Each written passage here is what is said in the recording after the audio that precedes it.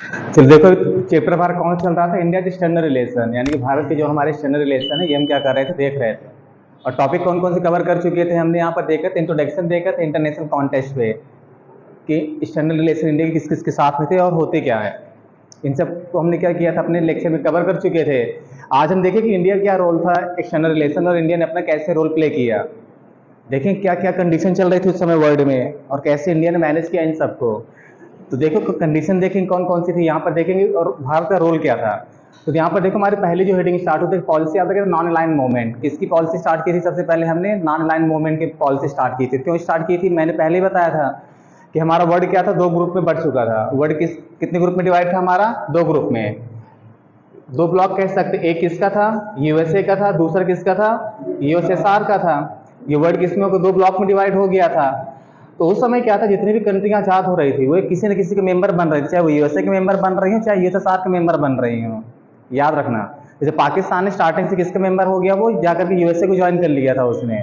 तो जब यूएसए को ज्वाइन कर लिया था तो फायदा ये कह सकते पाकिस्तान को भी था और यूएसए को भी था, दोनों को फायदा हो रहा था एक दूसरे को ज्वाइन करने से।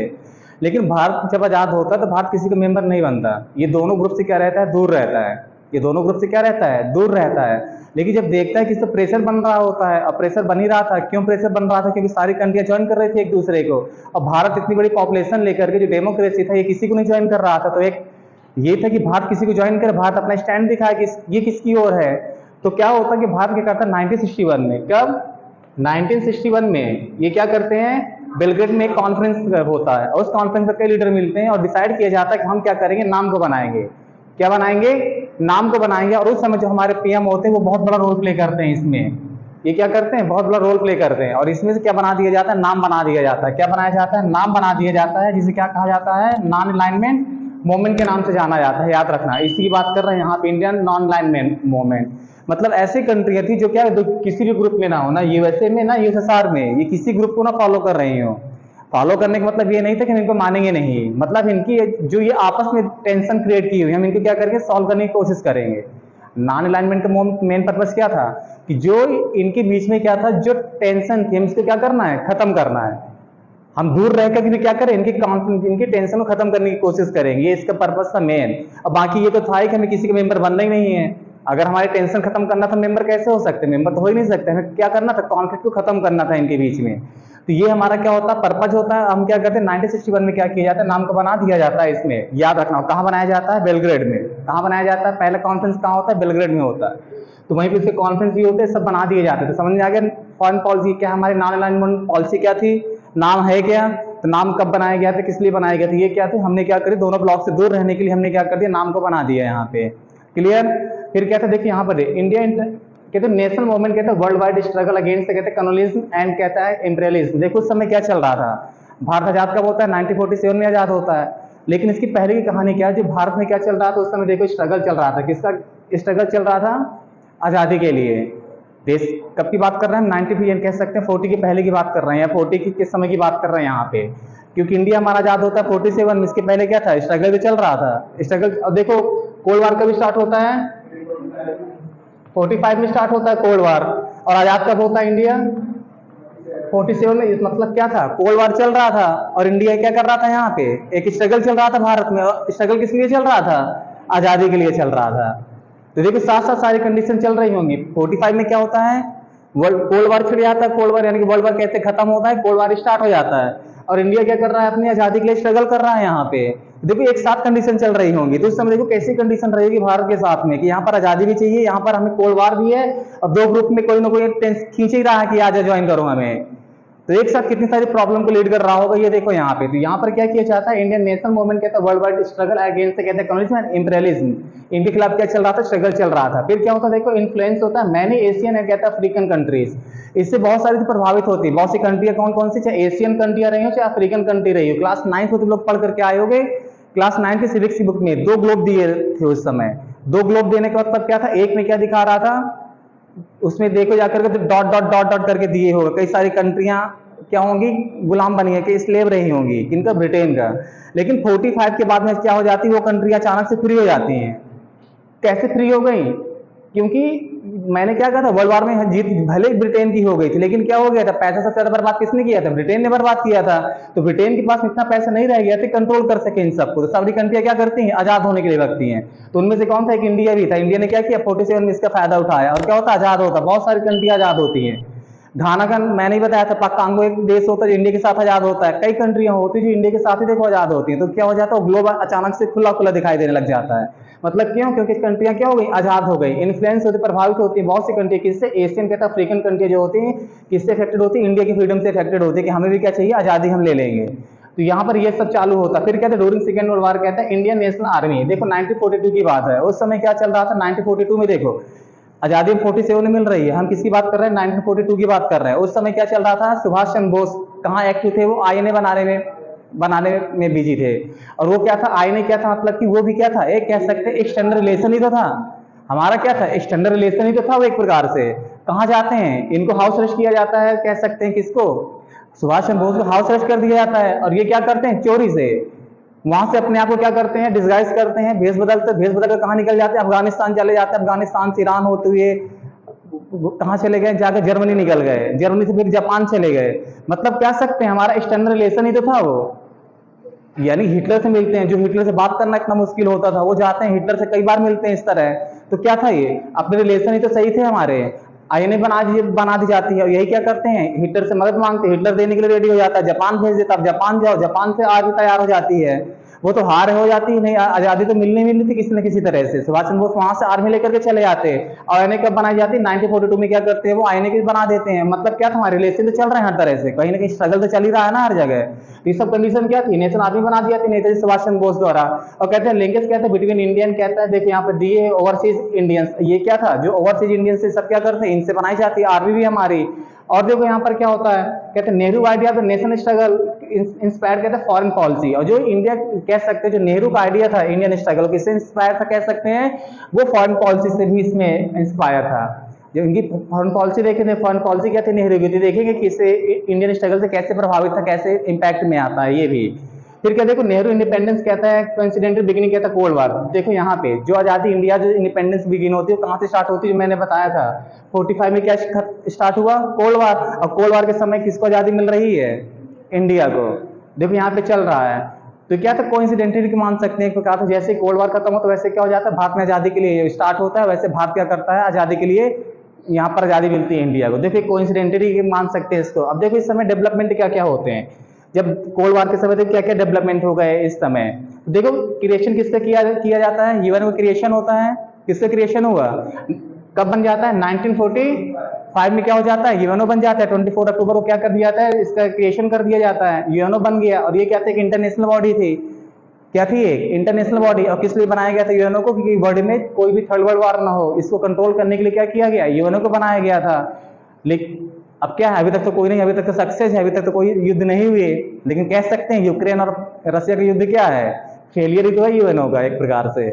जो इसको मेंबर बना बैठा है वही लड़ाई लड़ रहा है इस पे जाकर के, तो क्या फेलियर तो माना जाएगा इस तरह। और कब से चला आ रहा है, 2 साल से लगातार उसी तरह युद्ध चला आ रहा है।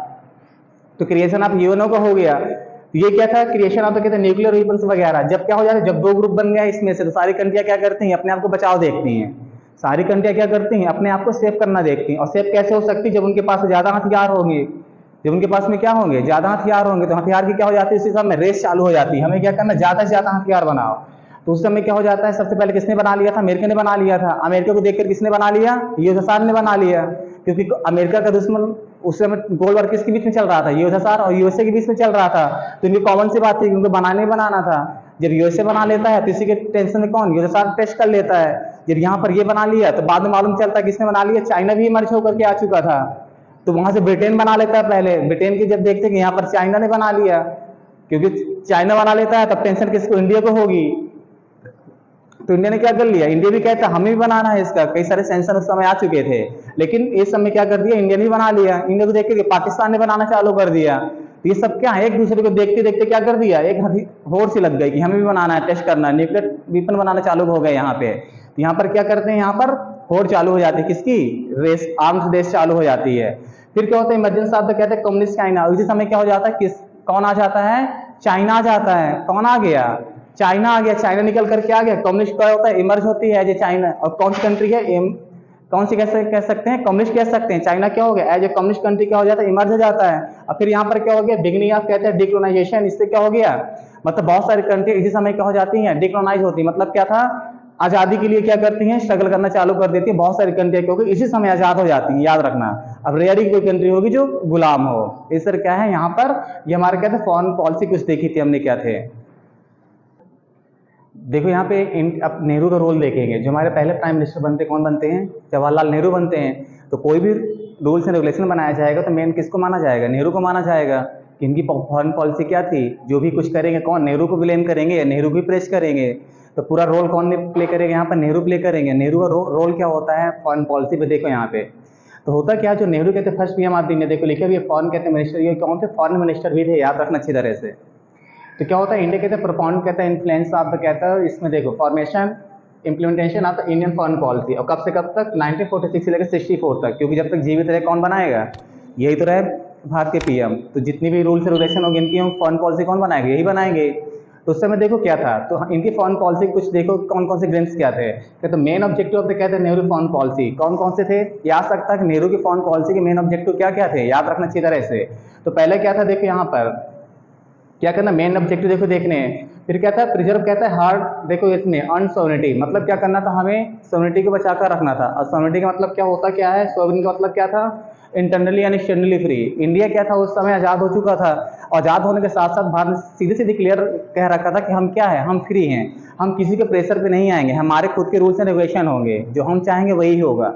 मतलब सोवरेन का मतलब क्या होता है, इंटरनली एंड एक्सटर्नली फ्री, मतलब भारत को कोई भी कंट्रोल करके नहीं रख सकता। अब इंडिया क्या है, अपने डिसीजन लेने के लिए क्या है, स्वतंत्र है।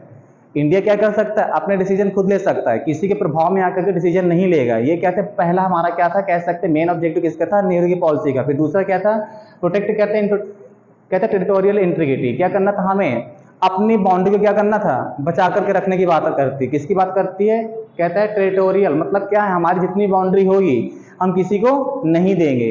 ये हमारा क्या है, राइट है कि हम क्या करें, उसको प्रोटेक्ट करें किसी भी तरह से। ये किसकी पॉलिसी में था, नेहरू की पॉलिसी में था। लेकिन चाइना का बैटल हो गया, सब कुछ ले गए वहां से। फिर क्या था, प्रमोट कहता है रैपिड कहते हैं इकोनॉमिक डेवलपमेंट। यहाँ पर क्या होता है, ये मेन ऑब्जेक्टिव क्या था इनकी, ये भी कह सकते हैं मेन ऑब्जेक्टिव में आता है। क्यों, क्या क्या, क्या करना था, भारत आजाद हुआ था उसी समय, तो मेन रोल क्या था, इकोनॉमिक डेवलपमेंट का था। तो इनको क्या करना था, किसी तरह से इकोनॉमिक डेवलपमेंट करना है। हमें इकोनॉमिक डेवलपमेंट में क्या करना पड़ेगा, किसी तरह डेवलप करना है। भारत को क्या करना था, डेवलप करना था, इकोनॉमिक ग्रोथ भारत को दिखानी थी। तो भारत ने क्या कर दिया, इकोनॉमिक डेवलपमेंट के लिए कई सारी पॉलिसियां बनाई। ये मेन आता है कि हम क्या करें, इकोनॉमिक डेवलपमेंट करेंगे। किसकी पॉलिसी में था, नेहरू की पॉलिसी में था। इंडिया को क्या करना है, इकोनॉमिक डेवलपमेंट हमें करना है किसी तरह से। फिर कहते हैं कैसे पॉसिबल हो सकता था, कैसे, थ्रू द कहता है policy of the non alignment. इनमें देखो क्या था, ये कैसे था, हमें क्या करना था, किसी भी ग्रुप में जाना नहीं था। ये क्या था कि हमें किसी भी ग्रुप में नहीं ज्वाइन करेंगे। और कौन से ग्रुप में दो ज्वाइन थे, हमें यूएसए था और यूएसएसआर। तो भारत ने क्या किया था, हम किसी भी ग्रुप को ज्वाइन ना करके भी हम क्या करेंगे, डेवलप होंगे किसी न किसी तरह से। और भारत किसी का मेंबर नहीं बनता, लेकिन फिर भी क्या था, वो दोनों ग्रुप को देखे था। भारत इसके भी दोस्त था, यहाँ से भी दोस्ती दिखा रहा था। देखें कई सारी पॉलिसियां भी अब भी बनती है, भारत पर ब्लेम भी लगते हैं, कैसे नॉन अलाइनमेंट का भारत ने मिसयूज किया। वो क्या था, दिखा रहा था कि हम कहाँ हैं नॉन अलाइनमेंट के मेंबर, लेकिन हमने क्या ट्रीटियां साइन कर रखी थी, किसके साथ में, यूएसएसआर के साथ 1978 में। ये सब क्या था, मतलब क्या था, कह सकते हैं मेंबर तो इसके बने थे, लेकिन कहीं ना कहीं हमारा क्या है, कहीं ना कहीं झुकाव इनकी ओर था। तो एक तो ये थे, यहाँ पर देखेंगे सम कहते हैं वांट कहते हैं इंडिया टू भी कहता है मोर कहते हैं फ्रेंडली विद कहते हैं यूएस ब्लॉक। इसमें से क्या थे, कुछ ने चाहा कि क्या हो, इंडिया किसकी तरफ चला जाए, यूएसए की तरफ चला जाए। याद रखना बहुत से उस समय थे जो इंडियन लीडर थे, वो क्या चाहते थे, इंडिया किसकी ओर हो, यूएसए की तरफ हो। क्यों यूएसए की तरफ हो, क्योंकि यूएसए कौन सी कंट्री था, कह सकते हैं डेवलप कंट्री तो था ही साथ साथ, और डेमोक्रेसी को अडॉप्ट किया था। किसको अडॉप्ट किया था, डेमोक्रेसी। और डेमोक्रेसी अगुआ कौन बना था उस समय, अमेरिका बना हुआ था। जो भी कंट्री आजाद हो रही थी, जिसने अगर कम्युनिस्ट की ओर गया तो ये क्या करता था, उसके पीछे पड़ जाता था हाथ धो करके, तुम डेमोक्रेसी को अडॉप्ट करो।